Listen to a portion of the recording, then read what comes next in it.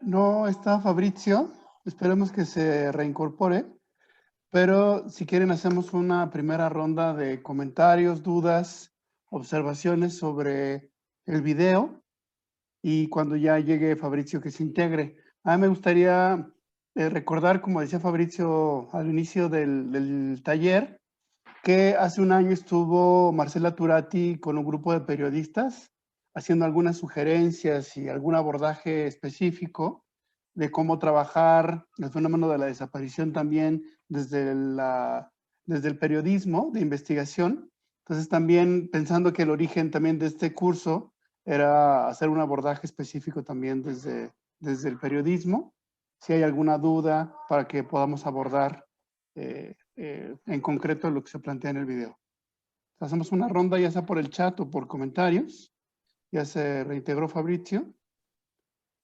Si quieren vamos, hay dos preguntas en el chat. Hola Fabrizio.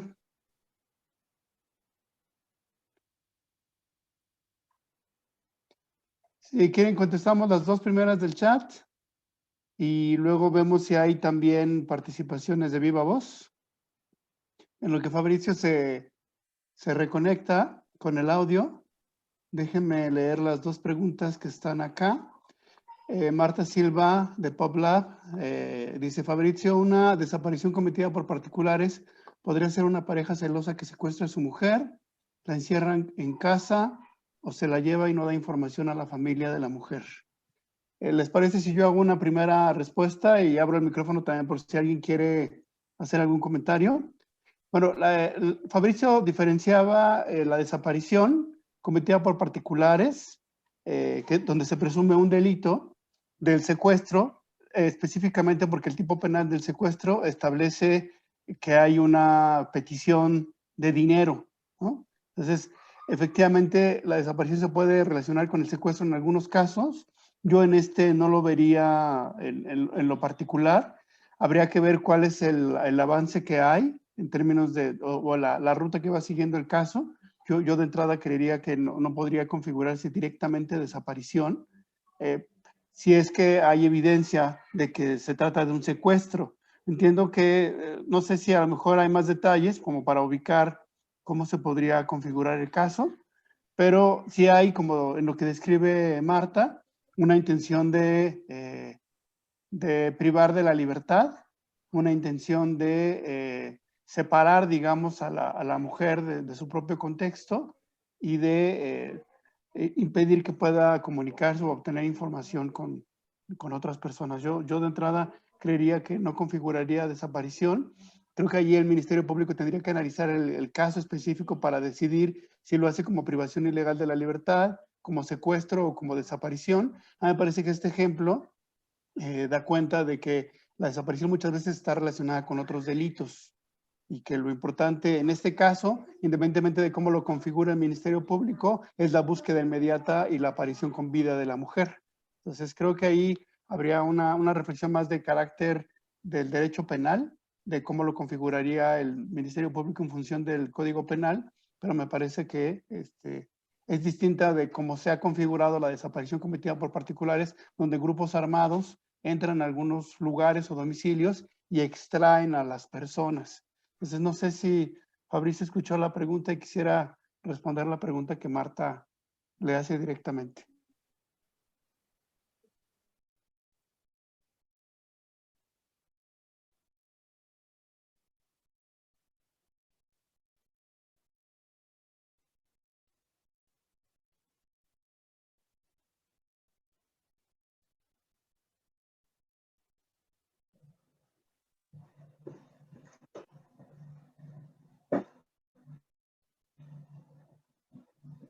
Por alguna Yo te razón no te escuchamos. No parece desactivado tu audio, pero no te escuchamos.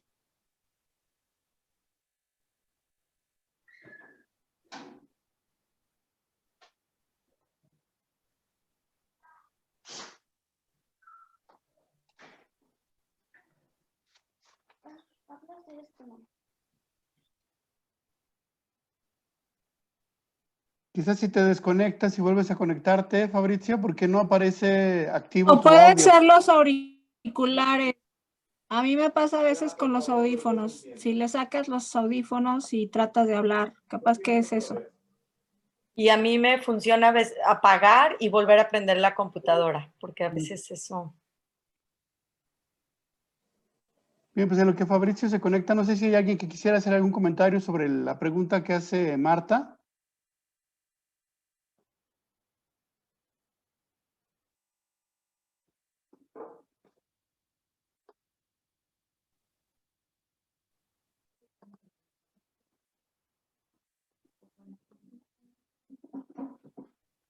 No sé, Marta, si quedó suficientemente respondido. Si quieres, esperamos que venga Fabricio para que también nos dé su punto de vista.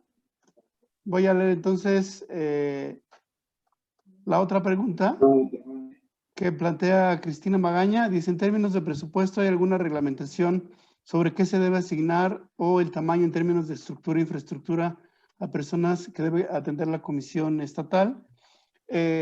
No, en la ley no se estableció un mínimo. Hay otras leyes orgánicas que señalan que el presupuesto debe de contener alguna fórmula mínima. Fue algo que discutimos durante la legislación, durante la revisión de la iniciativa. No se pudo establecer un mínimo, un piso mínimo presupuestal para la comisión. Me parece que sí es un tema importante. En la ley se establece la creación de un órgano administrativo dependiente de la Secretaría de Gobierno.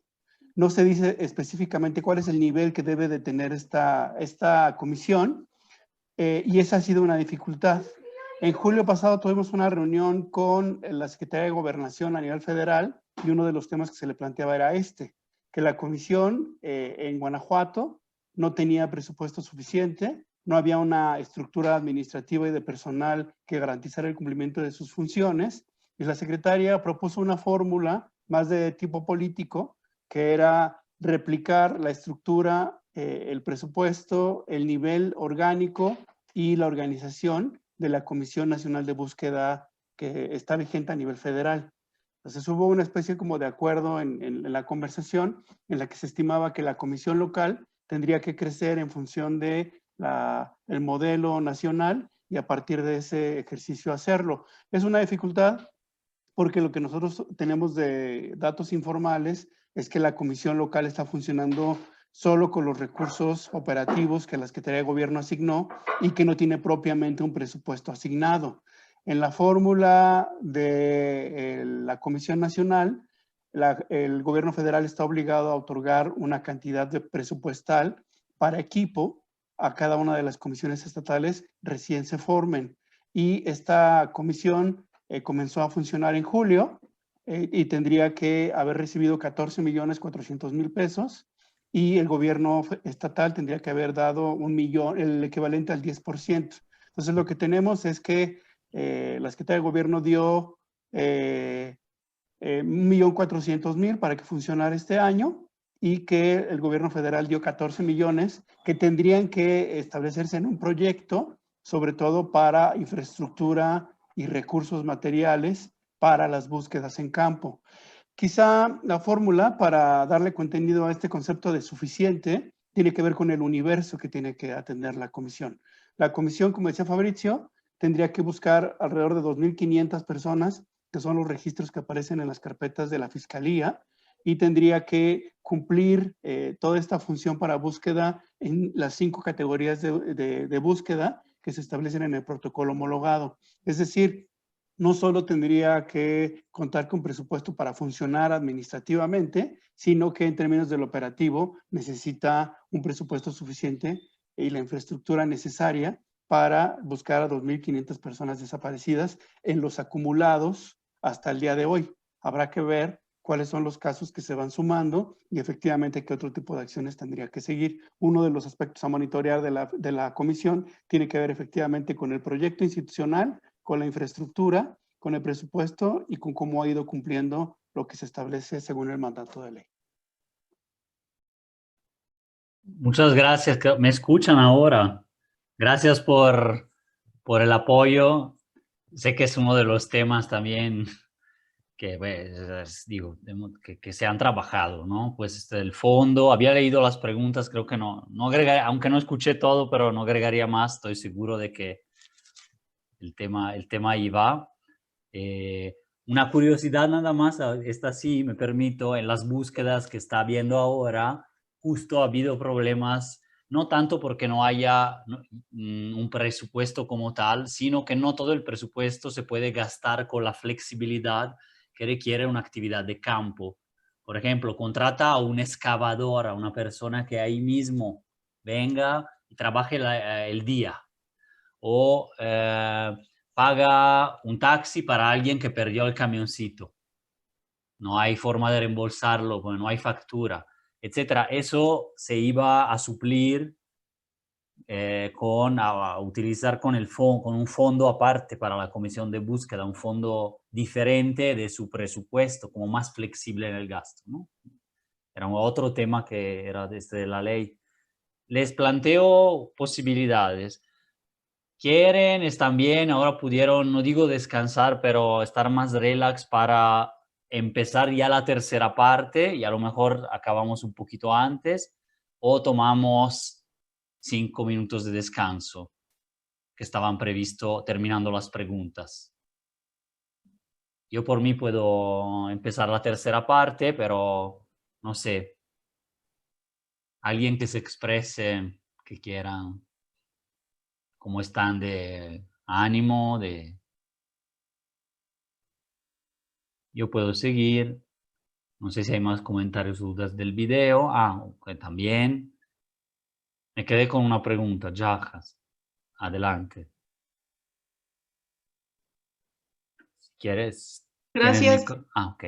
Sí, al final comentaste sobre el tema de los registros y que la comisión tenía como estos datos. Sin embargo, como que en la práctica, yo, por ejemplo, he tenido algunos problemas para tener la actualización de los datos en primera, porque en la plataforma, bueno, en el registro nacional no se han actualizado, o sea, no se actualizan como se supone debería. En un primer momento, la Comisión Estatal de Búsqueda nos dio un dato y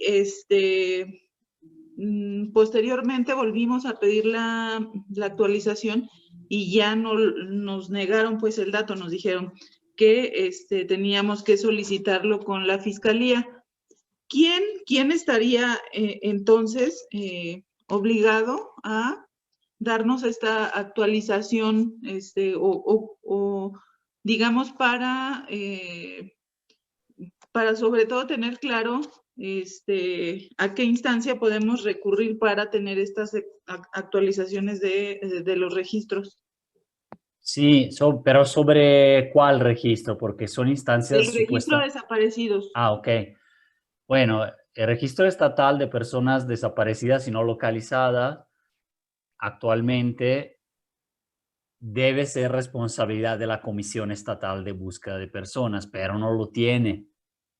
O sea, no lo tiene terminado, no lo tiene hecho y no está funcionando. Están contratando una plataforma, me parece, o algún tema de construcción de registro de manera más sólida, que no sea solo un número. Mira, son tantas personas, no, sino que tenga, respetando la ley y la privacidad, las características más completas posibles. Por otro lado, ahora este dato te lo confirma Fiscalía. O sea, últimamente en mi caso he solicitado a la unidad de transparencia a través de la plataforma nacional. Yo sigo solicitando a la Fiscalía porque sé que la comisión probablemente no pueda contestar o lo vaya a pedir a Fiscalía. Es como, creo que es una fase de transición. Entonces, Fiscalía sí te dice el número absoluto, y de hecho se lo quería mostrar, a ver si lo proyecto, porque era parte de la sesión, como que están votando por continuar. Podríamos, ¿qué sería? A ver, proyectar el internet.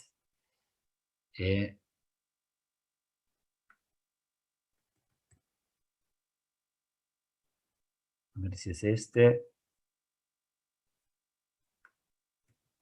Sí, prácticamente Fiscalía es la que te muestra, pero claro, no es un registro, es una respuesta a una interrogación que tú haces y que tú la tienes que trabajar.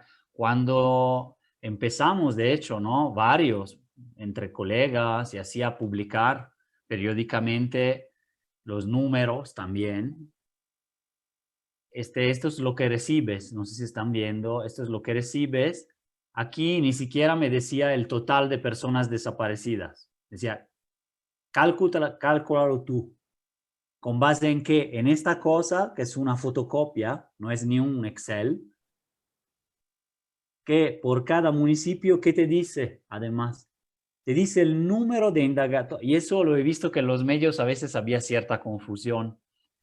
Lo que te contestaban hasta hace poco, ahora sí te dan un número, 2.587 personas, aunque todavía siguen diciendo con indagatoria por desaparición o no localización. Pero en fin, son desaparecidas. Es un primer punto. Por ley general, así. Pero luego internamente todavía te dicen así, que es no localizada. Pero bueno, estas son, tengo que verlo así, luego lo imprimí y lo puse todo en Excel, tardé 2 horas, o sea, no es un acceso fácil. Y son las personas con indagatoria por no localización en cada municipio, en cada año. No son los que al final del año quedaron desaparecidos, o sea, que ya no se encontraron. Son todo el universo de que hablaba Raimundo, de personas que entran y salen de los registros y que se ha abierto una carpeta, una indagatoria, le dicen una especie de averiguación por no localización, pero muchos de estos regresaron. Y entonces, ¿qué dice la fiscalía? El 91.87% de todos estos han regresado, han sido localizados. Entonces tú calculas el total de todos, son 13.000. 13.000, el 90% han regresado, han sido localizados, falta el 10%, entonces los que quedan desaparecidos a la fecha son 1.300. Pero entienden, ¿no? Que no es un registro eso te implica un día de trabajo, una imprecisión, porque ¿qué es ellos te dicen el 90.8%. Tú calculas y te salen 1.328 personas y media. 1.328, o sea, con el porcentaje que te dan. Entonces, ese medio es una persona desaparecida o no. O sea, era muy burdo. Entonces, por ejemplo, esto es, hoy en día se puede acceder, más bien aquí, creo que están viendo mi internet, ¿no? Versión pública, me dicen si no, de Registro Nacional de Personas Desaparecidas y No Localizadas. Esto es de la Comisión Nacional. Hasta hace 4 meses, buscar datos de Guanajuato aquí era inútil, porque los datos estaban parados al 2018. Por eso señalaron el semáforo rojo. La Comisión Nacional, Carla Quintana, dijo, Guanajuato no nos da los datos, ni hablar de fosas, pero ni de desaparecidos. Entonces, uno entra acá, y esto lo presentaron hace 2 meses, y hace un mes, desde septiembre, ya Guanajuato hizo entrega de esas 2.500 indagatorias que finalmente te dicen que hay. La fiscalía todavía, no la comisión. Pero bueno, por lo menos uno de estos te lo da. Aquí salen los datos nacionales, pero si vas a la búsqueda avanzada, no pones fecha. Sí. Ya no veo, no sé si los demás. ¿No ven? Sí, sí se ve. Sí, yo también veo. Sí, yo también veo. Es la página versión pública RNPDNO. Ahorita se la pongo ahí también para que... Digo, igual muchas ya la han usado, ¿no? Pero es la del... No puedo ponerla ahí. Pero bueno, se pone Guanajuato, incluso municipios de Guanajuato, y ya salen unos datos más o menos aceptables. Se pone el código aquí. Más como un registro. No es como el antiguo registro nacional que incluso tenía los nombres de las personas, ¿no? Y esos están en la página de Data Cívica, que es acá. Por acá tienen el viejo registro con nombres de personas y muchos más datos, pero ahora Carla Quintana dijo que por motivos de privacidad y de leyes no se puede poner así todo abierto. Entonces ahí, este se llama versión abierta, se llama versión pública de registro, justo por ese motivo. Acá te dice, total de personas, el universo desde los años 60 hasta hoy, de personas que han estado investigadas, buscadas, con indagatorias, son casi 15.000 en Guanajuato. Según los datos que da la Fiscalía, porque creo que es la única fuente ahorita aquí, la gran mayoría han sido localizadas, eso sí parece ser verdad. El punto es que quedan más, aquí incluso no es completo porque la Comisión Nacional de Búsqueda tiene que procesar esos datos y a veces los depura y los números no coinciden, pero coinciden al 90 y tanto %. O sea, a mí me dijeron 2.587 personas y acá en la Comisión Nacional te sale este gris 2.482. Son las que a la fecha de hoy, a la 1 de la tarde, en tiempo real, quedan desaparecidas. Y luego los demás, ¿no? Localizadas con vida, localizadas sin vida, que son la mayoría, como un 90% o 93%, etcétera. No quiere decir que la localizó la Fiscalía, quiere decir que la denuncia se ha retirado o han vuelto solos, solas, etcétera, ¿no? Pero claro, también hay localizaciones que antes las hacía la Fiscalía o la gente o las redes sociales o todos los modos de búsqueda. Ahora está una comisión de búsqueda que también se dedica a eso. Y la presunción de búsqueda es la presunción con vida. Aquí abajo está el mapa, de donde saqué el mapa que vieron al inicio, esta mañana, y aquí es por municipio.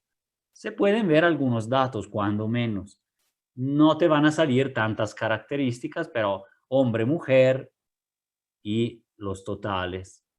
Acá arriba, en la búsqueda avanzada, algo se puede manipular, por ejemplo, persona migrante, y te salen solo los que son clasificados como migrantes.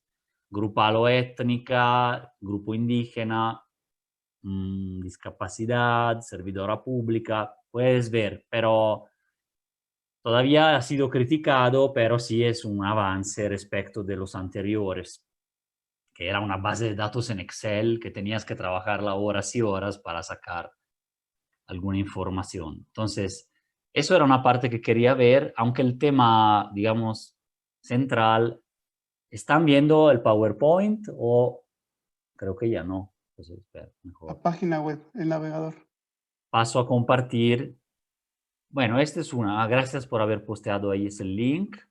Es una herramienta que se puede empezar a razonar de algo, pero la riqueza de investigar eso yo creo que va a ser más en lo cualitativo, incluso más en los micro patrones locales, podríamos decir, que se vayan presentando, ¿no? Entonces, bueno. Fabricio, Sí. si me permites, no sé Dale. si sobre la pregunta que hace Yajas, si me dejas compartir nada más un dato Oh, ¿sí? sobre la ley estatal. Si bien el video habla de la ley estatal, en términos generales, hay que decir que cuando Fabricio pregunta ¿de qué registro hablas?, están viendo en pantalla los 5 registros que aparecen en la ley estatal. No todos son correspondientes a la administración de los datos en lo local. El registro estatal que aparece aquí en el artículo 2, inciso 19, es el registro estatal de personas desaparecidas, que ese definitivamente, como decía Fabricio, tendría que eventualmente manejarlo la comisión. Registro estatal de datos forenses, que ese lo maneja la Fiscalía General de Justicia. Registro estatal de personas fallecidas y no identificadas, ese también lo maneja la Fiscalía. El registro estatal de fosas, este es un registro que tendrá que administrar y operar la comisión de búsqueda. Este hasta ahora, como ustedes saben, aparecía en ceros porque la Fiscalía no reportaba ninguna fosa. Ahora, también como un dato de contexto, cuando discutimos el reglamento de la ley, hay una discusión porque en el texto del reglamento se diluye un poco la responsabilidad de la comisión de búsqueda que tendría que administrar este registro estatal de fosas y comunicarlo eventualmente al registro nacional. Y en el reglamento también se ha discutido que estos dos registros, el estatal de datos forenses y el de personas fallecidas y no identificadas, que están en manos de la Fiscalía General de Justicia, deban ser abiertos también para que la Comisión de Búsqueda pueda acceder a esta información y eventualmente el Sistema Estatal de Búsqueda, el Consejo Ciudadano y de esa manera también los colectivos puedan tener información sobre todos los registros que están establecidos en la ley. Entonces, lo que señala Yajas es importante porque es respecto al número de personas desaparecidas, pero tanto en la ley general como en la ley estatal se detallan otros registros que eventualmente tendrán que irse depurando e irse operando en Guanajuato para que se vayan integrando a los registros nacionales. Entonces, creo que ahí el pendiente que tenemos para ir desarrollando es cómo vamos accediendo a la información de esos registros, cómo vamos analizando cuantitativa y cualitativamente lo que allá aparece y esto cómo se va colocando también en la agenda de lo público y en el trabajo de irlo mencionando, ¿no? ¿De los transitorios te refieres al reglamento o a la ley?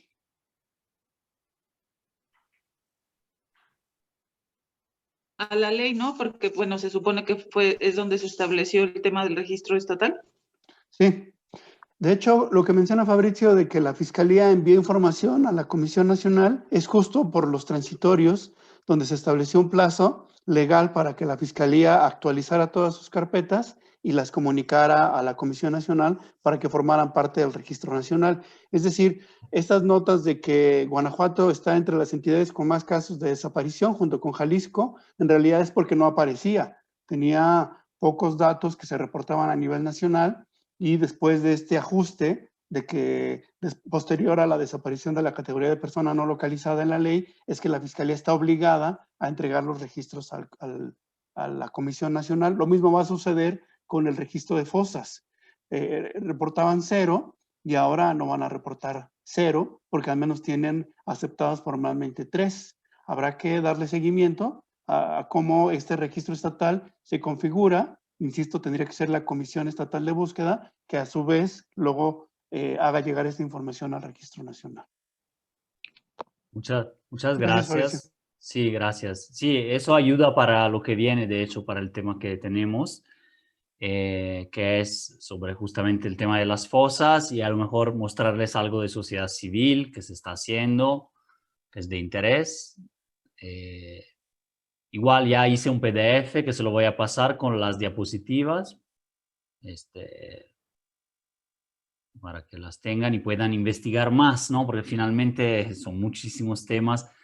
Esto, cuando yo grabé ese otro video, fue un curso que dimos, un curso que hicimos con Nima y Casa de la Mujer, ¿no? Que ya era de 12 horas y no contenía casi que todo este contenido, pero creo que ahorita están viendo, que sociedad civil todavía no. El tema que ha sido muy mencionado de las fosas clandestinas, de la búsqueda, los hallazgos, etcétera, ¿no? Entonces, para verlo, ¿cómo era aquí? Hide video panel, ok. Solo decir que como la desaparición que vimos en un inicio, también el tema de la fosa clandestina es interdisciplinario y en realidad no hay un acuerdo total sobre su conceptualización. O sea, no hay una definición única. Por eso cuando no hay eso, como el desarrollo o la globalización o incluso el tema de la desaparición forzada, cuando lo es, cuando no, ¿no? Les decía al inicio, toda puede ser forzada. Hasta cierto punto sí.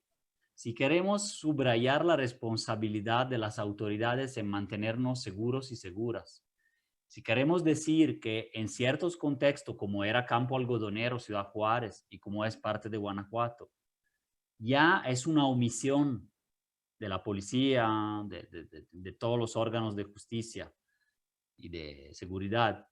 Y además es una complicidad Y además ya se sabe que está desapareciendo gente cada día. 7 mujeres en 7 días en Irapuato la semana pasada. Pues ya es una desaparición forzada.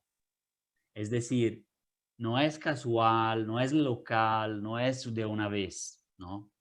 Es que ya se está denunciando eso hace 3 años y hay semanas consecutivas y nadie actúa. La sentencia de la Corte Interamericana contra el Estado mexicano en Ciudad Juárez dice esto, básicamente. O sea, una es un caso, 2, 3, tienes una secuencia y no actuaste y además se muestra omisión, bueno, ya eres responsable, ¿no? O sea, ya no es un conflicto de años, ¿no? O sea, no hay excusa. Por eso el movimiento por nuestros desaparecidos en México incluso menciona que todas las desapariciones son forzadas ya porque son 15 años de conflicto armado, de militarización de la seguridad, etcétera, ¿no? Entonces ya empieza a ser, o sea, ya hay que, cuando empecé a trabajar, por ejemplo, con este tema, el tema mediático, como le llamaban, era la carretera de los desaparecidos, el triángulo de las Bermudas mexicanas o Zetania, le llamaba. No son buenas terminologías, pero lo digo porque era el inicio. En 2010 empezaban, hay 16,000 desaparecidos en México, no se sabía bien la cifra, y 4,000 habían desaparecido en la carretera a Reynosa. O sea, y en ese triángulo más bien, ¿no? Reynosa, McAllen, Monterrey, Nuevo Laredo. O sea, era una zona silenciada y con la policía en la caseta de la Federal. Bueno, es una desaparición que se asimila a forzada, aunque es muy difícil demostrar que ellos actuaron, pero no. Entonces, en todos esos temas se crea una polémica a veces y la fosa clandestina no es de menos, porque se ha usado mucho ya llevamos una década por lo menos hablando de fosa clandestina, pero a veces se manipula el concepto, ¿no? Tiene un origen el estudio de este tipo de inhumación, entierro, viene desde el estudio justo de las guerras, de los conflictos armados, y a veces se tiende a confundir con la fosa común. De hecho, también fosa común es un término válido, pero claro, común indica que hay más personas ahí, que no es individual. Y la fosa común en la legislación, en la ley, existe, la tienen los CEMEFOS, la tienen instituciones de fiscalía, la tiene el cementerio, es una fosa legal, una fosa común, porque ahí terminan los cuerpos no reclamados. Debe de haber un registro también, ¿no? No identificados, sino reclamados. Pero deben de pasar por un proceso burocrático y por la futura posible identificación, aunque a veces se hace mal. Puede ser común en ese sentido. Pero también ya nos referimos a los graves conflictos, ¿no? Armados o guerras, genocidios, ¿no? Hay fosas comunes ahora desde el COVID, ¿no? Legales e ilegales durante conflictos armados, incluyendo el mexicano, el colombiano, el guatemalteco, o el de ex Yugoslavia. Es donde la ONU en África, en Ruanda, en ex Yugoslavia y en otros lados ha empezado a trabajar el tema, a reconocerlo, pero todavía se hablaba de fosa común, pero en un sentido ya de ilegal, derivada no solo de accidentes o de inundaciones, sino ya de graves violaciones a derechos humanos. Entonces, son campos de exterminios, básicamente, que terminan enterrados. Entonces ya es diferente, no es solo un procesamiento masivo de cuerpos porque no hay de otra, porque se incendió una ciudad, ¿no? Sino que es fruto de esa, incluso política de guerra, con los cuerpos. Hay genocidio, hay fosas comunes, hay violación masiva, etcétera, ¿no? Bueno, lo cual ha pasado en lugares como Allende, ¿no? También en el norte de México, no sé si es Coahuila, en diferentes matanzas o desapariciones masivas, ¿no? Pero bueno, la San Fernando, Tlatlaya, ¿no? Son no hubo fosa común, pero bueno, fueron abandonados los cuerpos en superficie, pero de todos modos fue una grave violación, una masacre, ¿no? Entonces, bueno, hay una distinción también, hay muchas en realidad, pero cuando ya hablamos de una fosa legal, es la fosa común, la fosa individual manejada por la autoridad. Cuando es forense, fosa criminal, fosa penal, es que ahí hay una relevancia por algún proceso, por alguna investigación o por graves violaciones a derechos humanos. Entonces ya ven que ya se complejiza, ya no es un puro sitio arqueológico con tal dimensión. 3 metros, y si tiene más de 50 centímetros, entonces ya es fosa, y si no es otro sitio, ¿no? Que es un poquito la línea de fiscalía, podríamos decir. Y en general para cerrar el reconocimiento de este fenómeno a algo muy estrecho, muy pequeño y que no encaja, ¿no? En cambio, en términos del movimiento mexicano, de los familiares de desaparecidos, de hecho se hablaba de fosa clandestina casi en cualquier caso. Tampoco corresponde con una realidad que se puede luego catalogar, trabajar bien, pero era también una forma reivindicativa, ¿no? Las fosas de Iguala, no es que todas sean fosas propiamente dichas, ahorita vamos a ver las definiciones que hay en términos más legales, pero pues así se entendían por justamente la clandestinidad, que es ilegalidad y ocultamiento a la vez. Se llaman espacios clandestinos, algunos le llaman, ¿no? Espacios lejanos, ocultados e ilegales también. Entonces son dos características como mínimo. Bueno, en términos sociológicos y filosóficos, ahí están, solo lo leo rápido, no los explico porque son libros enteros, son un poco conceptos, pero se entienden bien, es nuestro espacio doliente. Microespacios de excepción donde no hay ley, y el espacio de excepción también lo maneja el Estado. El Estado concede los espacios de excepción, no solo es un criminal que se lo toma porque es poderoso y porque tiene 40 casas. No corresponde así. No existen ciertos mercados, también los legales e ilegales, sin un marco o sin una presencia incluso estatal. En Bembe, camerunense, necropolítica, la política de dar la muerte.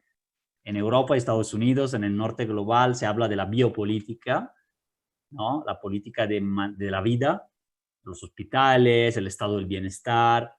Ya en el sur global se habla de, más bien, a quién dejar morir. O sea, en la frontera, a quién dejar morir de burocracia esperando un derecho de asilo que nunca llega en la frontera norte. A quién dejar morir en la frontera sur. A quién dejar morir en la ruta migratoria. Y qué política dejo que funcione para reestructurar la economía con la muerte, ¿no? Esas se hacen, la socióloga habla de expulsiones. Solo que la expulsión en Estados Unidos es el encarcelamiento masivo, sobre todo de afrodescendientes. En México es la desaparición masiva y el desplazamiento forzado por motivos económicos, sociales, que le atribuimos genéricamente al crimen organizado, pero son violencias de varios tipos.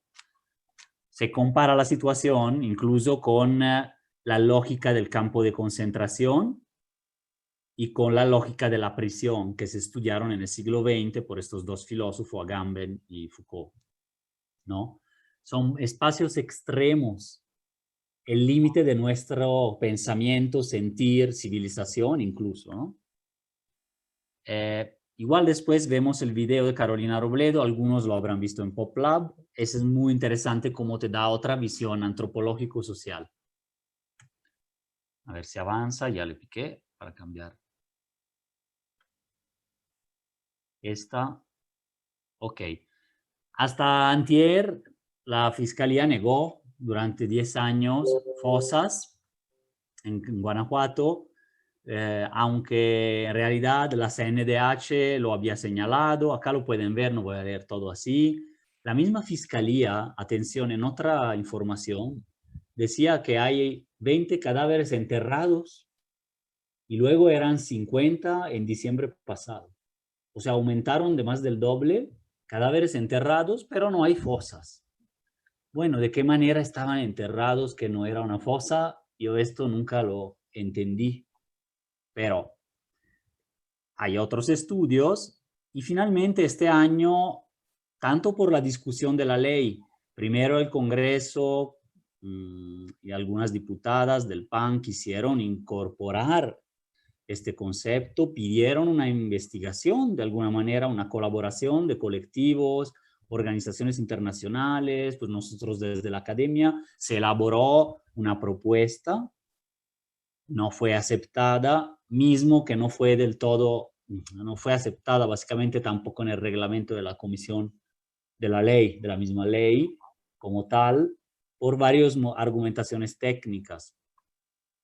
Entonces, ahora reconocen 3.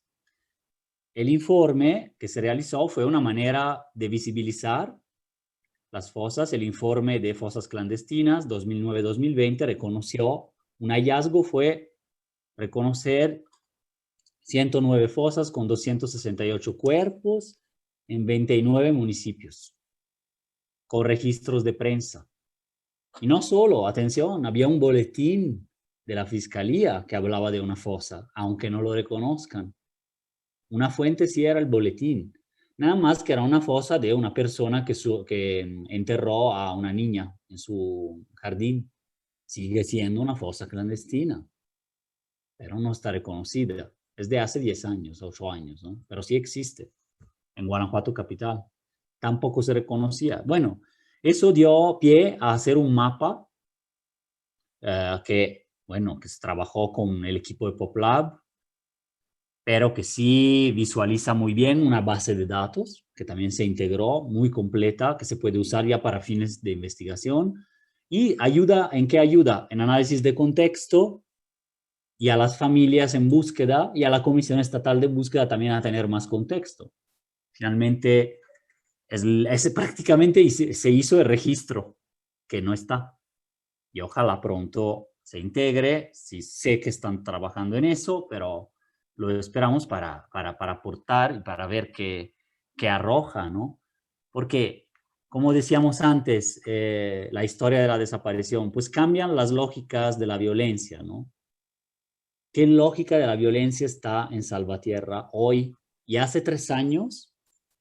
¿Y por qué no aparecen cuerpos como en la vía pública como en Celaya? ¿Por qué no hay bloqueos, pero sí hay una especie de cementerio secuencial muy parecido al a las fosas comunes clandestinas, no las legales, de guerras?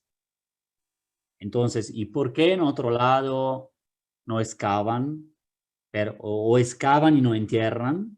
También es una fosa clandestina, pero... Entonces, bueno, al inicio, también en términos de evolución de esta investigación, bueno, esta la hice para la Ibero Ciudad de México, para un artículo académico, como consecuencia de que en el Congreso se estaba trabajando, pues empecé a hablar con todos los que en México trabajaron fosa clandestina, Carolina Robledo, la Comisión de Búsqueda, no sé, Jorge Ruiz, que está en el informe, trabajamos también en ese. Se fue armando una pequeña comunidad para ver. Entonces, una primera definición, que en realidad es muy amplia, pero es reivindicativa, es esta, que la fosa es cualquier sitio en donde hay restos humanos, claro, ilegal, no se pueden depositar restos humanos en cualquier sitio, entonces es automático, pero digamos ilegal, que es para ocultar el paradero. Es decir, ya está ligada a esa forma de ocultar paraderos, que es la negación en sí misma del crimen de la desaparición que vimos al inicio, y que es la definición de ocultar paradero de las definiciones internacionales, destruir evidencia también, etc. Entonces esto incluye muchos sitios. Hoy esta definición prácticamente es la de contexto de hallazgo o sitio de depósito. Cuando se propuso ya en mayo para las reservas y para la propia ley, ya se trabajó con ONU Derechos Humanos, Cruz Roja lo trabajó aparte creo que con el colectivo A Tu Encuentro, otros colectivos trabajaron, pero eran definiciones, yo digo que buenas y muy posibles como para incorporarlas. Eran las dos tenían sitio de depósito, que es cualquier sitio, y luego la tipología particular de fosa clandestina para ya aclararlo. Al menos una de las dos hubiera podido entrar, pero pues hubo argumentaciones y no pasó. Era esta: cualquier sitio en que se colocaron en un espacio en el subsuelo, eso hay que decirlo, ¿no? O se inhumaron. Eso es para distinguir. Colocar en un espacio en el subsuelo es que en cualquier espacio tú colocas, pero no necesariamente lo tapas. O se inhumaron, se enterraron, total o parcialmente. O sea, puede ser cualquier resto, no tiene que ser entero. Uno o más cuerpos o restos humanos.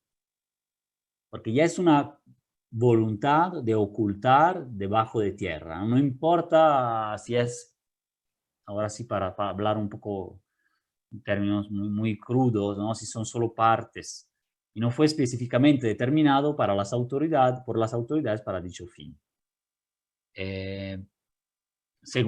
Luego salió en agosto el protocolo de búsqueda, que también aporta. Ya no es esa definición sociológica o esa definición reivindicativa de todo México es una fosa clandestina. No, ya es funcional a integrar un buen registro, a hacer bien. Una clasificación útil para el análisis de contexto. Ahora la vamos a ver cómo va a quedar ese registro, ¿no? Es un tipo de contexto de hallazgo, o sea, de esos sitios en que hay restos, subterráneo, y ok, no dice si tiene que estar tapado de tierra o no, pero sí que los restos humanos han sido hallados en cavidades artificiales, o sea, excavadas por alguien. No puede ser una gruta, un pozo. Alguien excavó con la intención deliberada de ocultar, ya sea aunque sea un pequeño resto, una cavidad. No dice tampoco que tiene que estar totalmente tapada o no, o semienterrado, o cuántos centímetros y todo eso para negar que no hay. Eso ya para mí ya es un gran avance. Este protocolo es obligatorio para que también el periodismo pueda estar ahí checando. Es obligatorio para Fiscalía y para comisiones de búsqueda, aunque Fiscalía Estatal reivindica el derecho de utilizar también los otros dos protocolos, el de identificación forense y el de investigación en caso de desaparición, que son suyos, o sea, los formuló Fiscalía General de la República con estatales. Entienden que siempre hay una pequeña disputa por cotos de poder discursivo. Sí, hay que usar los tres, es verdad, pero ¿cuál te va a guiar para definir fosa clandestina y otros sitios? Habrá que ver. Ahí puede haber una disputa, pues. Al no establecerlo claramente en el reglamento, sí puede todavía o usar este o usar el otro. Vamos a ver si queda en el reglamento. Hubo una discusión, la propuesta se hizo. Si queda, a lo mejor se va a usar esta definición. Y si no, queda vaga, porque está mucho más vaga, podríamos decir, o indefinida en los otros dos protocolos de fiscalía. Esto no voy a ahondar mucho. Es la explicación que da la comisión. Este es su PowerPoint. Aquí está. El contexto de hallazgo. Hay tres conceptos, uno no lo puse. El escenario de búsqueda es, pongamos así, esto. Vamos a ver esto. Escenario de búsqueda. Pero todavía no encuentras, todavía no sabes. Ya encontraste un resto humano en cualquier condición, ya es un contexto de hallazgo. O sea, primero vas a un escenario de búsqueda, un potencial escenario de encuentro de contexto de hallazgo, ¿no? Luego, cuando encuentres, prácticamente es ilegalmente han sido depositados, degradados químicamente, ocultados, transportados restos humanos no arqueológicos y otros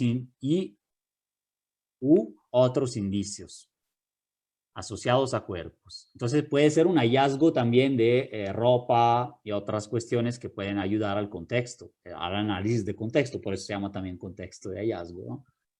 Digamos que está coherente la definición. susceptibles de procesamiento forense, o sea, cualquier cosa encuentres ahí. Pero hay muchos tipos. Ahí ya lo dije, del análisis de contexto. Todos estos contextos se tienen que registrar en un rubro de fosas clandestinas de registro nacional. Y bueno, el registro estatal también debe respetar esa modalidad, ¿no? No puede ser diferente, ¿no?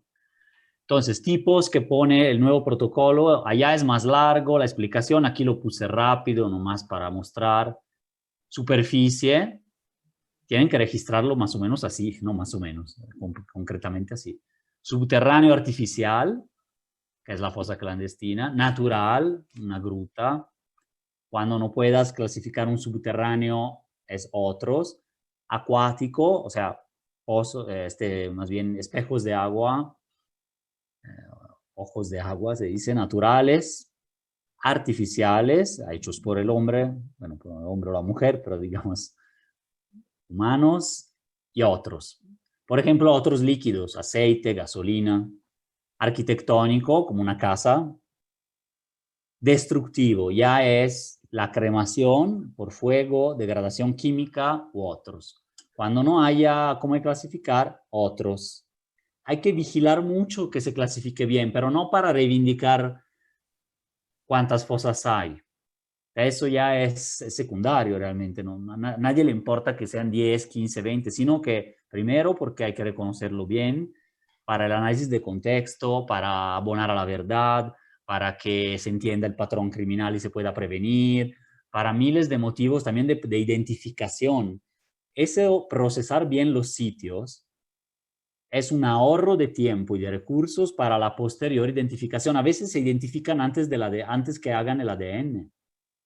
Si hay un buen análisis de todo esto, de contexto, sí puede ser. Y el ADN llega a confirmar.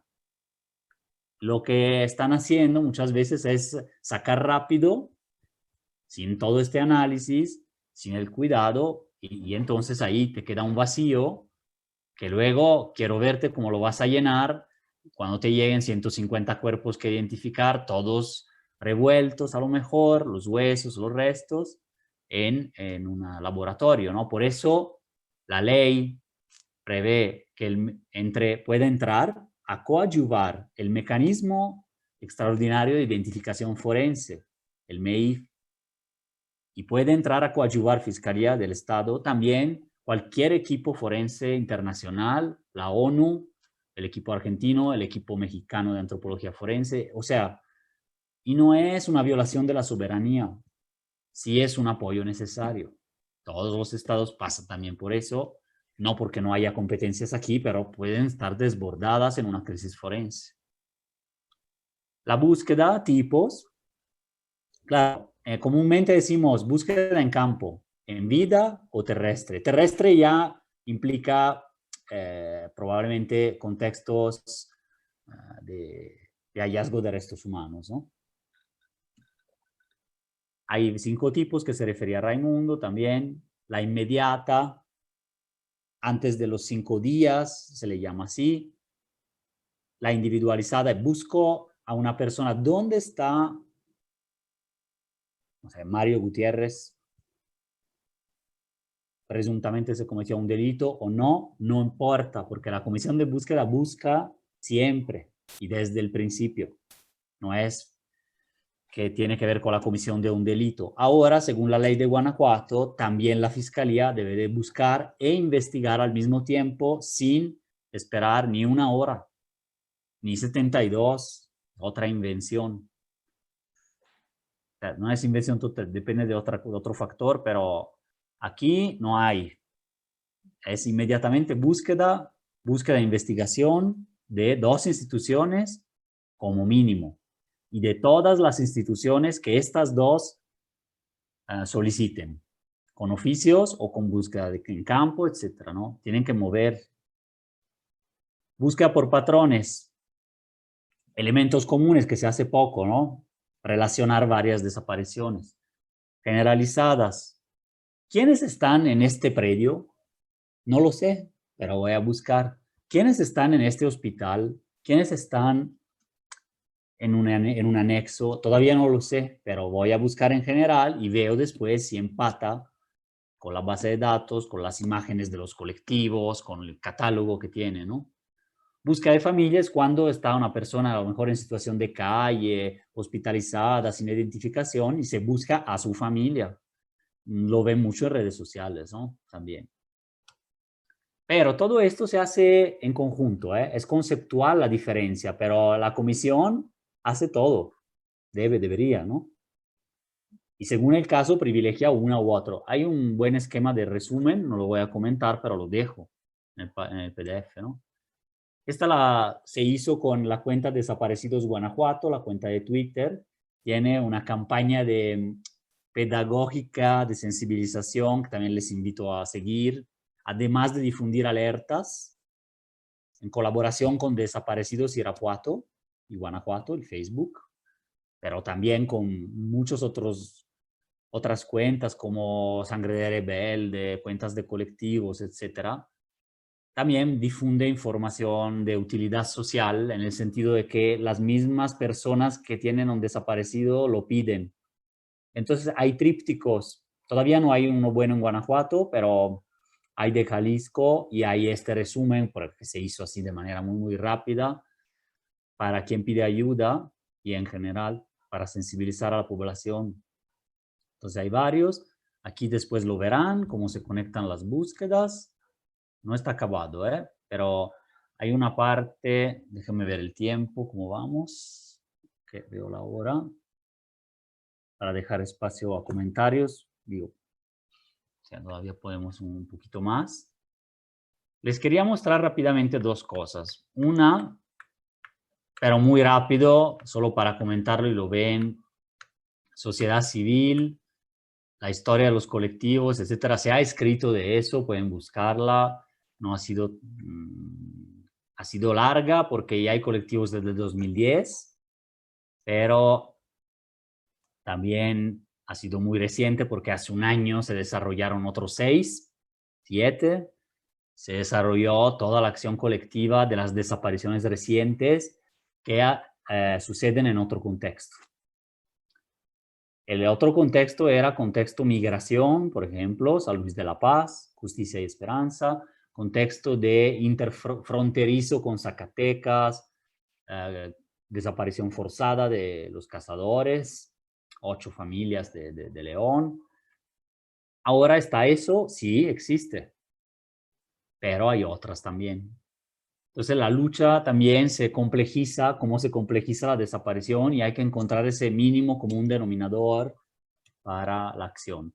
Esto es nacional, no lo voy a comentar porque es mucho, pero quiero que lo vean, es la parte que más me gusta y la que realmente trabajo, ¿no? Independientemente de lo de la ley y otros temas, lo que siempre me ha llenado mucho, no solo de dolor, sino también como que de ganas de estar, es los colectivos, la entrevista con ellos, la historia oral, y tratar de ver cómo se articulan, pero es esto, ¿no?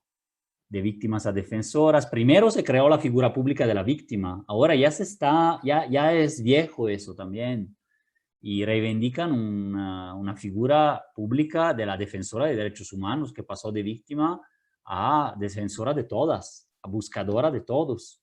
Entonces está interesante, o sea, esto ya es de hace 7 años, cambia muy rápidamente.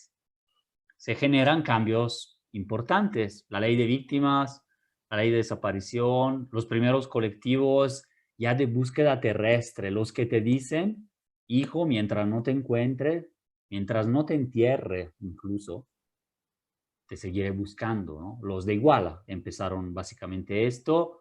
No es que antes los movimientos de acá, Fundem, Fundec, no buscaran, pero acá de Iguala empieza a ser disruptivo, son búsquedas masivas, con invitación de todos los medios, o sea, son búsquedas mediáticas también, de toda la comunidad, para exponer y buscar cadáveres. Ya no hay tanta esperanza en vida para una parte de ellos, ¿no? Y hoy está Madres Igualtecas también en Iguala. Son 2 colectivos de 150 personas cada uno. tiene 350 casos del fuero federal. Iguala, nada más, una ciudad de 150,000 habitantes, ¿no? Que son cosas que están sucediendo en Guanajuato también, en estas proporciones. Irapuato seguramente tiene más, incluso León, pero pues estamos viendo Salvatierra, Juventino Rosas y muchos casos también en Acámbaro. Entonces, son situaciones parecidas a los tipos de conflicto armado que se veían en Iguala y a los resultados, desenlaces de eso, ¿no? Aquí lo pueden ver. Hay varios colectivos, los presento aquí rápidamente con sus logos. Estos son los colectivos que se coordinan y trabajan en un frente, ¿no? Los frentes también hay en Guerrero, hay muchos de personas desaparecidas, y estos son 4, de León, San Luis de la Paz, Salvatierra, entre otras. También hay el primer colectivo nuevo del año pasado que se fundó, A Tu Encuentro, que es más grande en términos de familias, pero también De Pie Hasta Encontrarte, desde Silao, León y otras realidades. Hay Una Luz en Mi Camino, que tiene, ¿no?, casos ya creo que decenas, pero de todos modos varios por lo menos de Celaya, Juventino Rosas, Irapuato, A Tu Encuentro de varias ciudades también alrededor, y grupos de apoyo que no son colectivos de familiares de desaparecidos como tal, pero que acompañan, ¿no? Como la Plataforma por la Paz y la Justicia en Guanajuato, que estamos aquí presentes varias. Ha estado un tiempo y todavía sigue Búscame,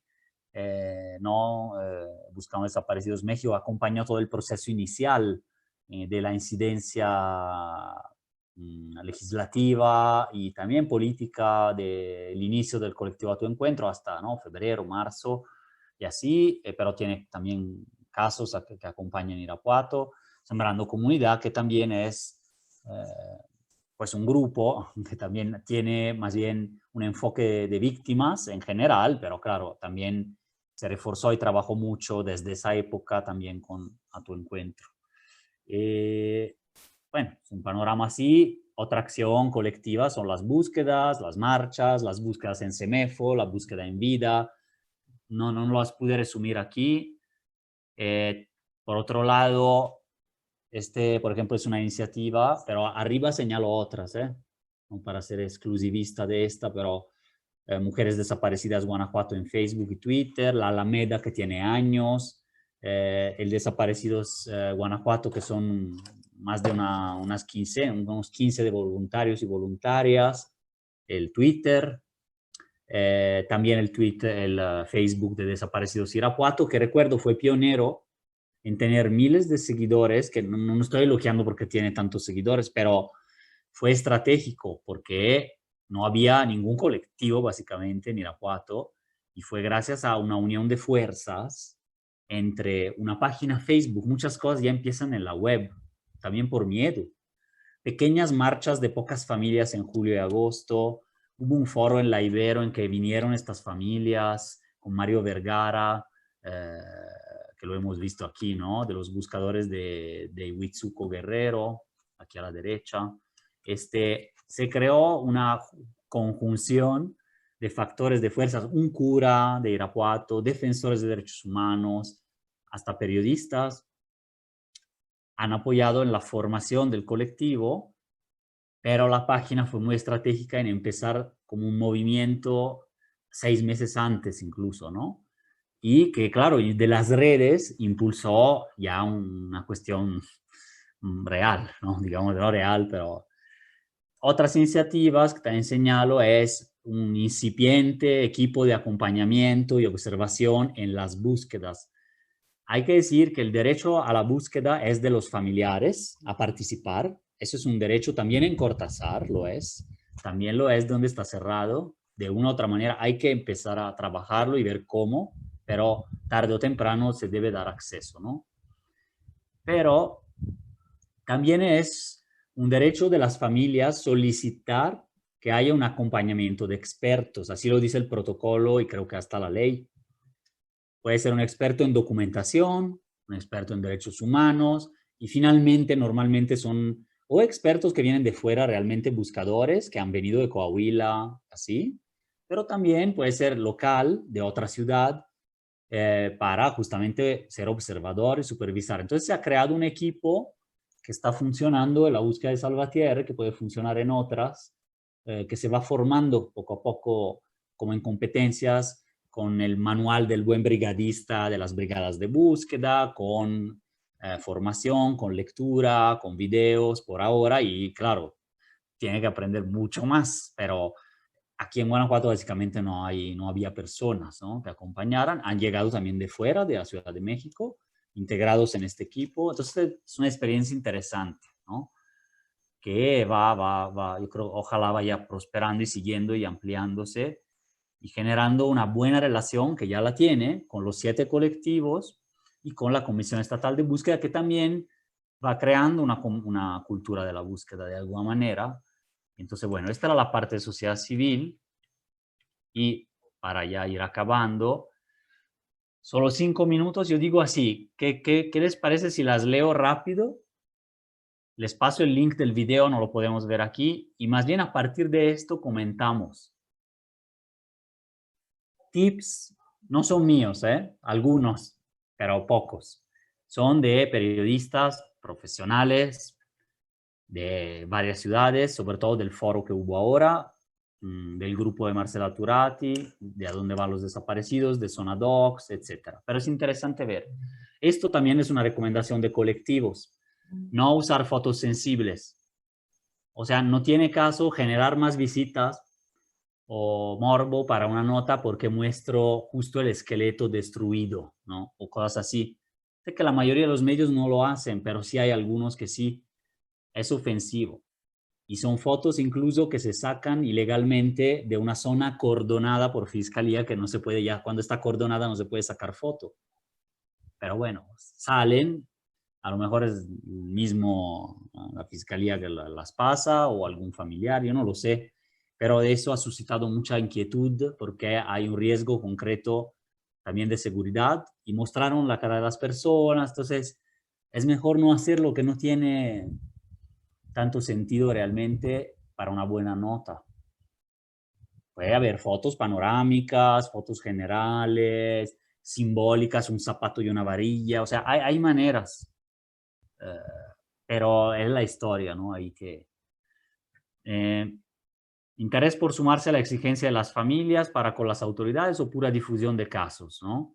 Ya, aunque ha sido útil, y también en Guanajuato se ha hecho bastante, las familias en otras entidades ya piden evolucionar. Hacer trabajos quizás más, ahorita lo vamos a ver, cómo, ¿no? Vamos a ver. No solo historia de búsqueda de las víctimas indirectas y el dolor y a lo mejor la persona que llora.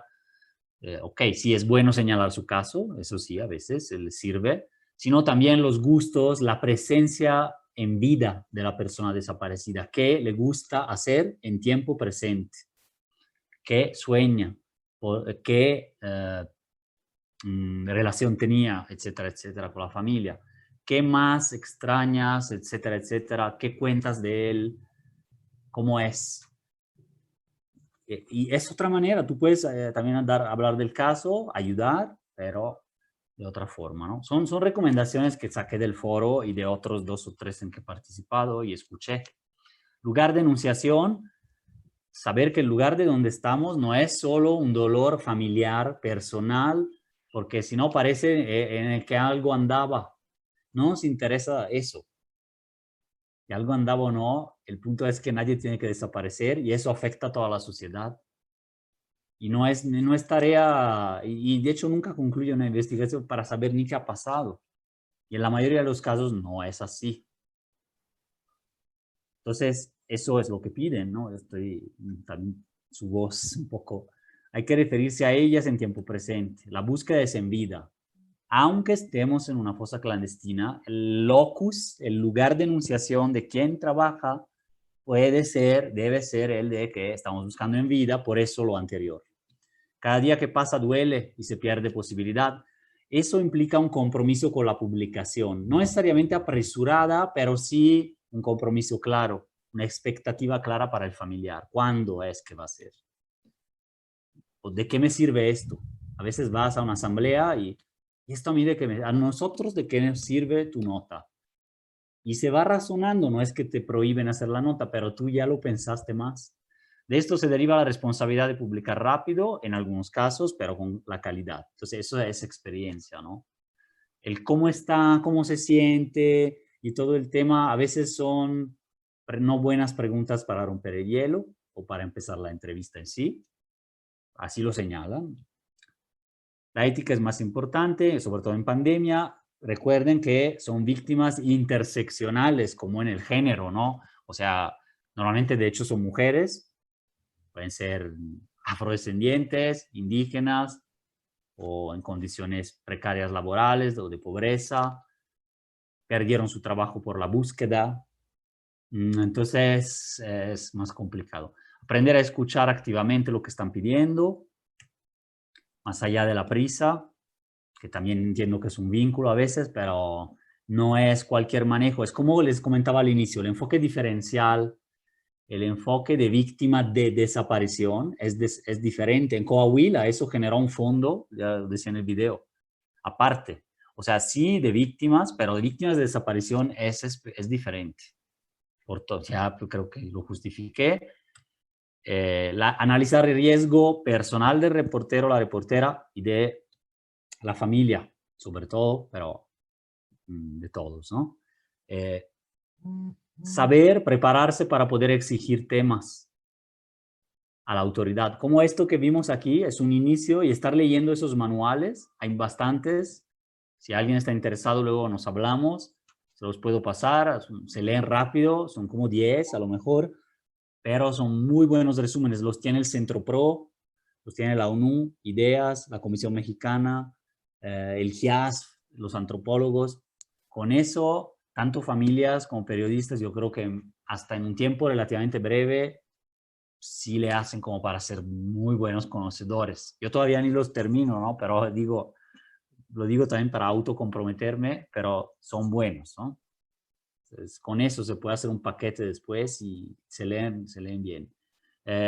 Nos toca comunicar y conocer lo que sí necesita una búsqueda. Eso es como conocer los manuales que han hecho los familiares, ¿no?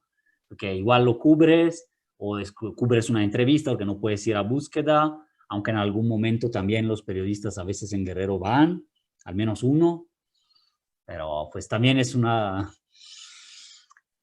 cuestión, ¿no? No es propiamente un derecho como es el de los familiares o un poco el de los expertos o de la Procuraduría de Derechos Humanos que debería de ir, no ha ido, pero puede ir, debe ir, si solicitada, pero a veces se hace en Iguala, lo hacen ya de costumbre porque así empezó su movimiento. Fue Tita Radilla, la hija de Rosendo Radilla Pacheco, el desaparecido de la sentencia, de la guerra sucia, ¿no? Así llamada.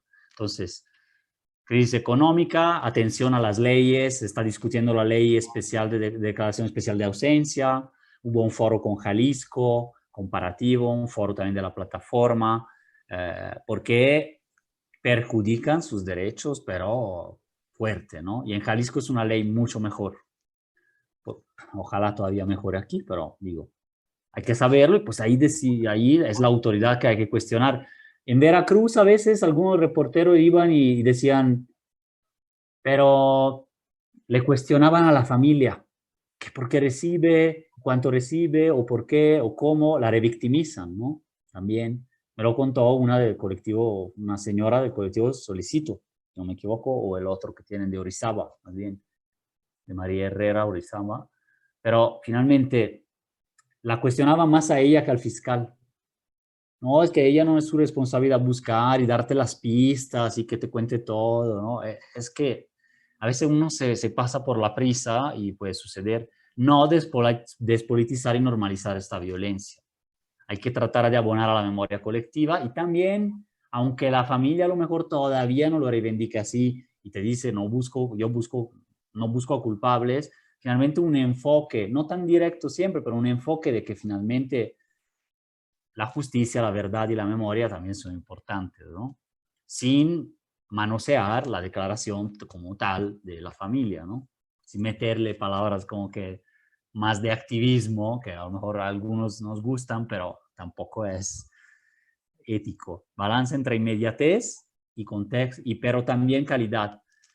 Hablar del contexto, qué hay alrededor, por qué encontraron casquillos, por qué las cosas están todas una al lado de la otra, por qué acá hay más militares y allá no, que van a la búsqueda, cualquier cosa. ¿Por qué los casos no son aislados? Eso es clarísimo allá. ¿Cómo van a ser aislados, no? Incluido todos en el mismo lugar. Entonces, atar cabos, ¿no? Necesario contar que son personas, cuerpos, familias, afectos. Abrir posibilidades para contar. O sea, es un delito pluriofensivo que afecta comunidades, economía, dinámicas familiares, amorosas. Hay miles de enfoques que se pueden contar. Los niños, muy delicado, pero pues los niños que dejan, ¿no? También Javier Valdés tiene un tema de esto de los niños, no me acuerdo si eran los niños del narco, los huérfanos. Hay los huérfanos de la desaparición, ¿no? ¿Qué sensibilidad hay que tener? Sí, mucha, pero pues eso ya es otro enfoque, ¿no? También. Prepararnos psicoemocionalmente. Somos las personas indicadas para esta cobertura. No es seguro, no hay que darlo por descontado. Y si no, hay que prepararse. Es un autoanálisis, no es ya no voy. No, decía Darwin Franco esto en el video que les pongo el link ahorita. No es que no voy, pero yo tengo un corazón, o sea, yo me quedo mal. ¿Qué voy a hacer? Ok. Cuestionar la narrativa oficial es la base, porque, bueno, una base del periodismo es cuestionar el poder.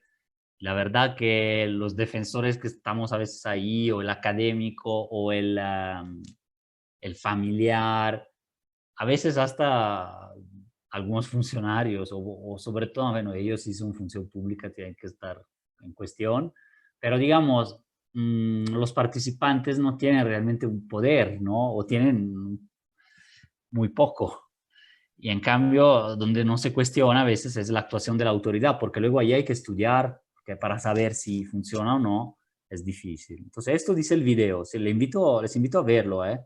Dura muy poco, es muy bueno y así, no elevar expectativas, no crear expectativas falsas, no aprovecharse de la relación de poder asimétrico que también tenemos observadores, sociedad civil o periodista o académico. Es una relación de poder asimétrico con las víctimas. Es un hecho, ¿no?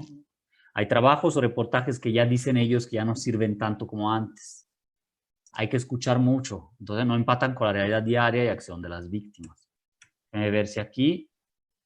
Esto lo voy a dejar por alto, pero se lo paso. Mire, son posibilidades de terminologías. Claro, son bastante académicas, pero no necesariamente diferentes. Algunas son súper necesarias, según dicen. Es una investigación larga, esta llevo varios años escuchando y viendo cómo se podría cambiar, pero cada quien puede encontrar otra manera, desde otra disciplina. ¿No? Ya hemos visto eso de guerra sucia, narcoguerra, todo lo que tiene el prefijo narco debería de ser ya bandido, porque básicamente es una revictimización, o sea, de quien esté ahí, no se ha investigado, o sea, porque sugiere que no solo la hicieron los narcos, sino que narcos son los que están ahí. ¿No? Y eso es intolerable.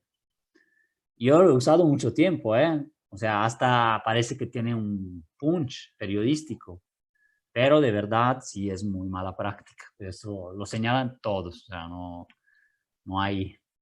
Entierro ilegal, clandestino, sitio de inhumación, espacio doliente, entierro, todo lo que sea, pero no tiene que ser pues prefijo narco. La narcoguerra es despolitizar un conflicto armado. Quiero ver si en Yugoslavia le vas y le dices a un bosnio y a un serbio que ahí hubo una guerra una guerra terrorista, que son todos terroristas casi, o que hubo una narcoguerra o una guerra santa, y dices cosas así. No, pues estás despolitizando un conflicto complejo. Entonces, son cosas que son muy comunes, ¿eh? No digo que no se pueda, no soy yo quien, ¿no? Pero les reporto lo que también me reportan. narcocementerio, que si salió, que es una fosa común muy parecida, les digo, a las de las guerras, ¿no?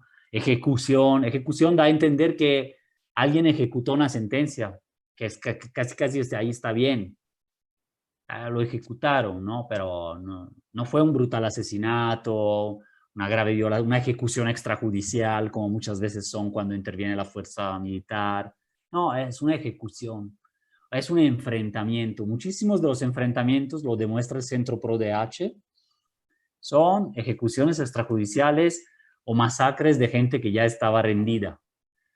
El poder de fuego del ejército mexicano, y sobre todo con la iniciativa Mérida, y en los últimos años ha crecido enormemente, y ha crecido su número, su presencia. Yo lo veo muy difícil. De hecho, el número de muertos en el ejército, iba a decir bajas, pero bajas es otro término que no funcionaría. No, de muertos pues del ejército es muy bajo en relación con la tasa de letalidad. Es de 1 a 10, 1 a 15. Incluso más que una guerra, es un conflicto armado asimétrico, en que está muriendo mucha gente civil. Bueno, ya lo dejo así, pero estos 2 videos, copiamos los links, dejo de compartir. Sé que son casi las 2, pero yo 5 minutos, 10 minutos del tiempo que quien esté todavía pueda seguirle. Luego les platico de la constancia también. Me gustaría escucharles, ahora sí, totalmente libre la comunicación. Somos 16, creo que puede ser interesante sobre todo esta última parte, o dudas. Voy a poner los links y el PDF aquí para quienes están. Ya tienen la presentación.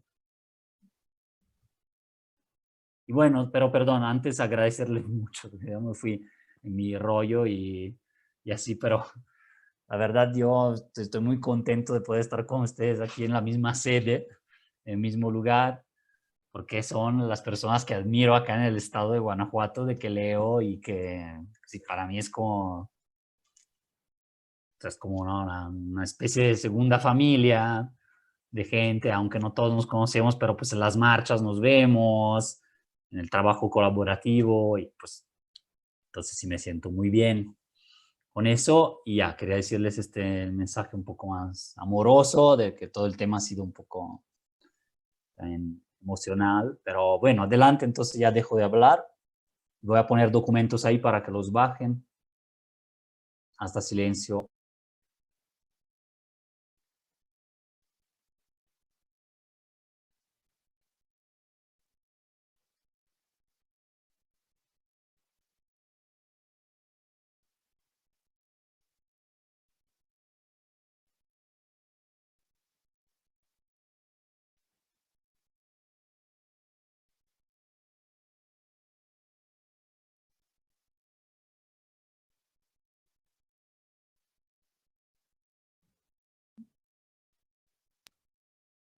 Bueno, yo brevemente nada más agradecerte, Fabricio, y a Ray, a Lulu, a todos, porque me pareció muy interesante todo el tema, porque se habló desde la historia de la desaparición forzada, ¿no? Y toda la teoría que hay detrás, el tiempo de que bueno, yo también conocía como guerra sucia, ahora vemos que sí es un concepto más amplio, ¿no? Y todo lo que ha pasado en Ayotzinapa, Tlatlaya, todas las políticas que ha habido en estos gobiernos hasta la fecha, y el punto actual en Guanajuato, y la situación que estamos atravesando a través de pues, todo este problema de enfrentamiento entre grupos criminales, y entre ellos también pues la, pues la parte que toca el gobierno, ¿no? Que hace o que no hace, ¿no? Entonces todo esto pues me habla de un trabajo muy grande que se ha estado haciendo, y me ha dado mucho gusto estar en este curso, y pues he aprendido mucho y he podido unificar muchos conceptos que tenía también yo pendientes, ¿no? Entonces muchas gracias a todos en general. Gracias, Carlos. Estoy escribiendo aquí mientras. Antes de despedirnos, ¿alguien más comentarios sobre su quehacer periodístico con esos temas?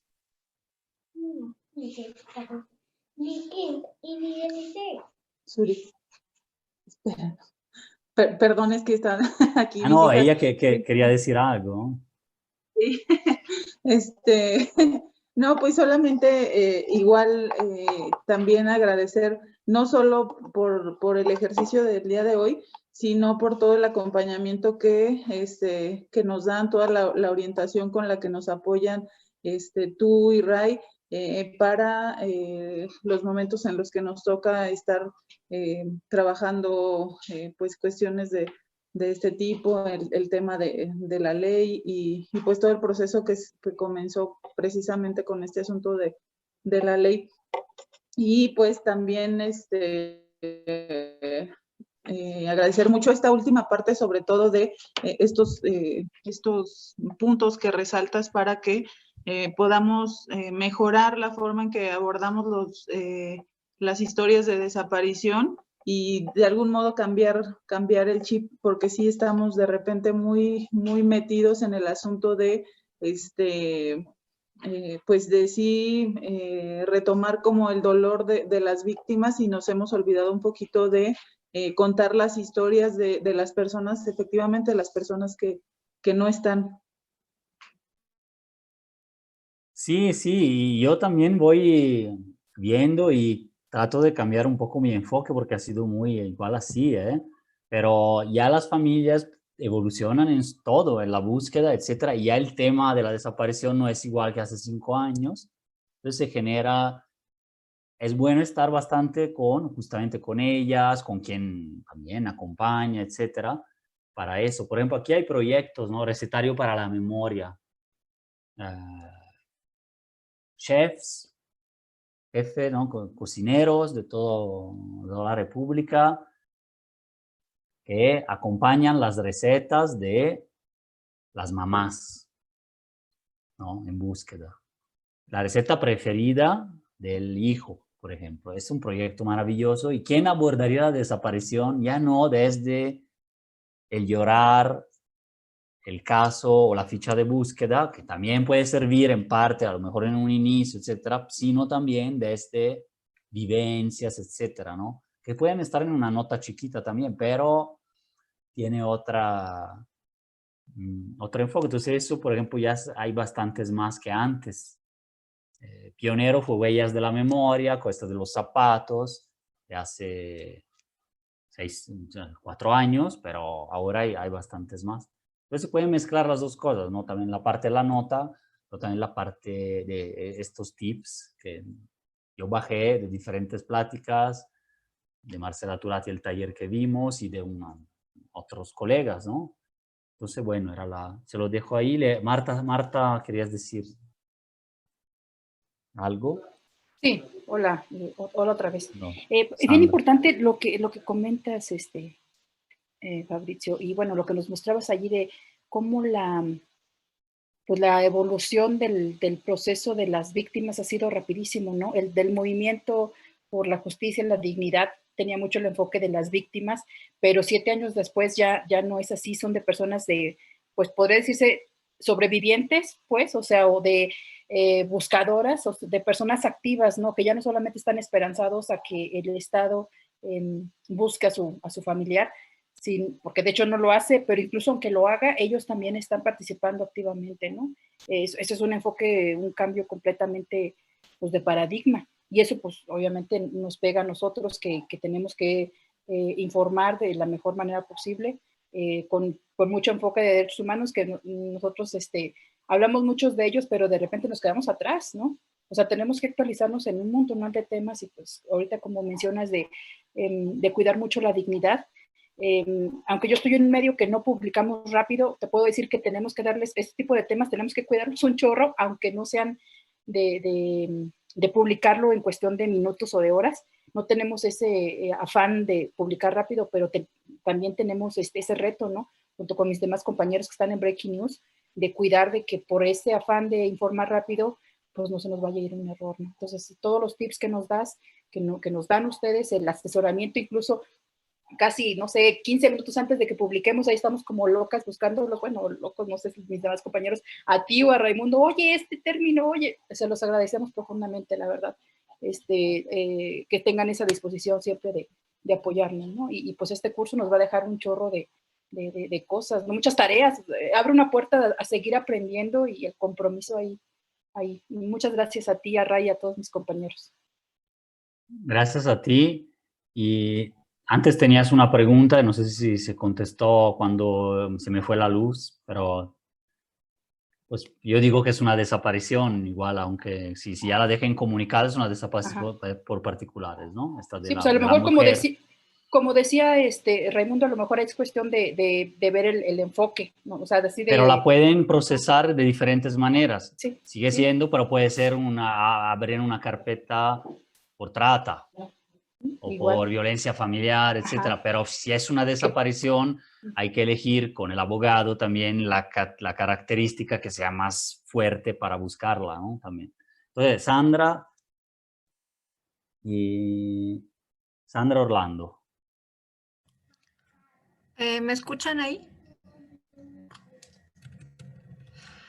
Bueno, nada más quería también sumarme al agradecimiento, agradecerte, Fabricio, por la generosidad y a Ray también por la organización y por compartirnos la trayectoria, que pues es algo que parecen 4 horas, pero en realidad es mucho tiempo del conocimiento acumulado. Y bueno, quería también decir, aprovechando que hay varios periodistas o gente que escribe en medios, pues que yo soy psicóloga social y más bien estoy en la academia, pero lo que quería decir es pues que además de esta cuestión informativa o de esta labor informativa que realizan, yo creo que es muy importante asumir que también se está construyendo memoria colectiva, ¿no? Y que eso pues hace que tanto la manera de escribir, los términos y la perspectiva pues tenga todavía más trascendencia, ¿no? Les digo porque pues sí, se consulta y es un tema que se está viviendo ahora y que entonces digamos, los testimonios o los documentos que básicamente hay son los de la prensa, ¿no? Entonces, pues también agradecerles a quienes están aquí que hacen periodismo por esa labor y gracias.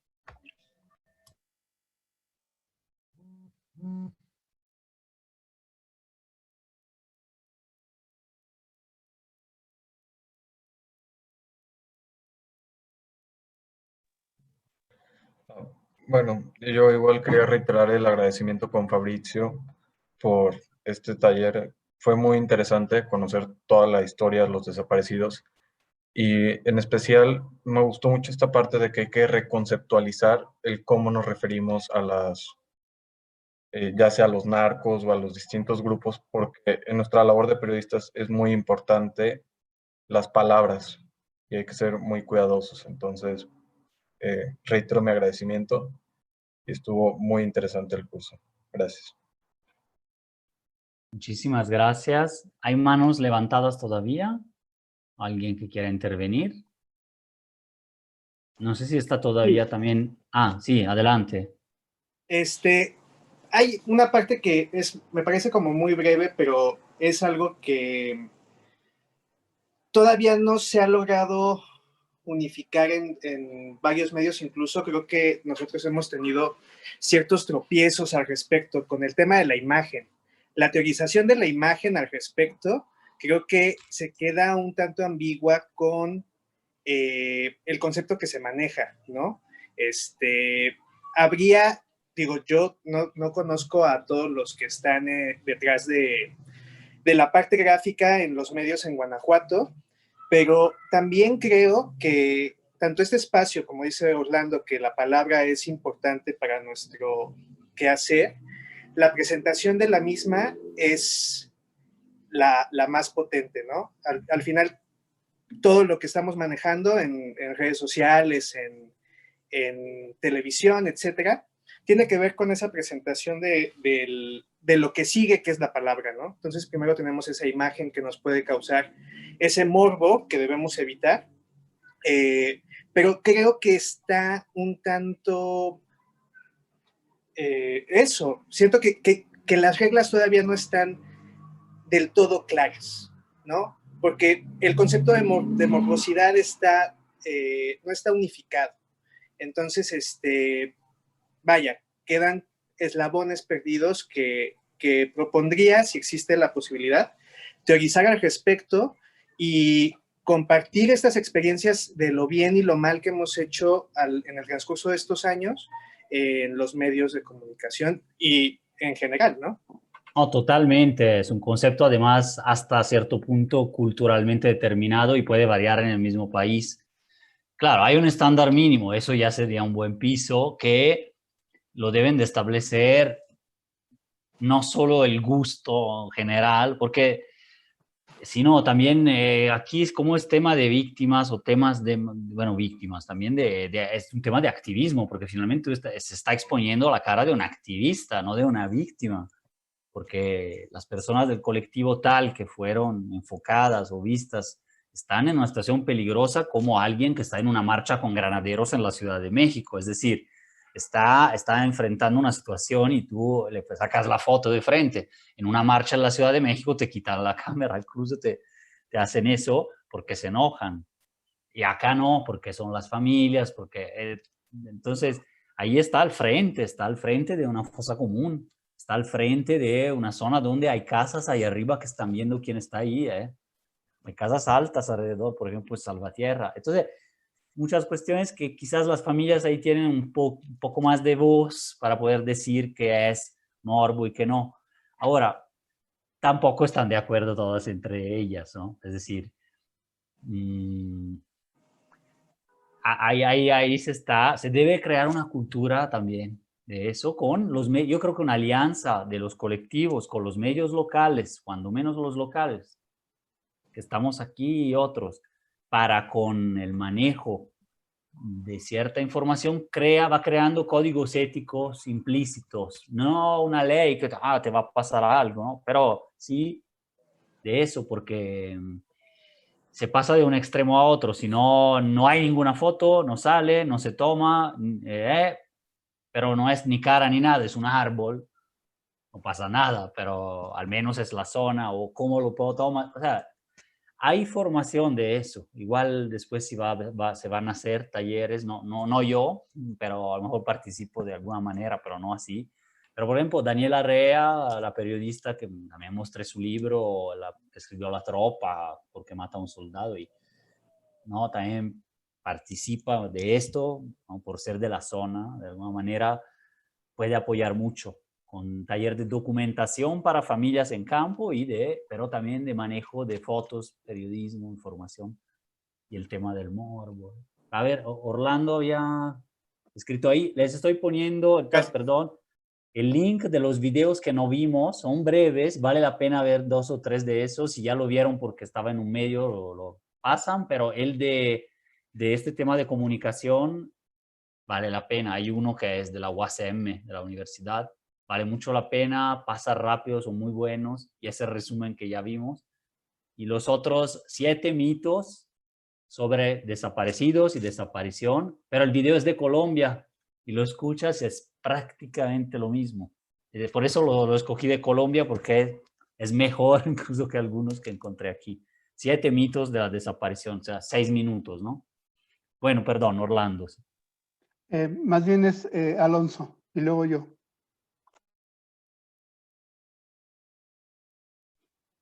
Hola, ¿qué tal?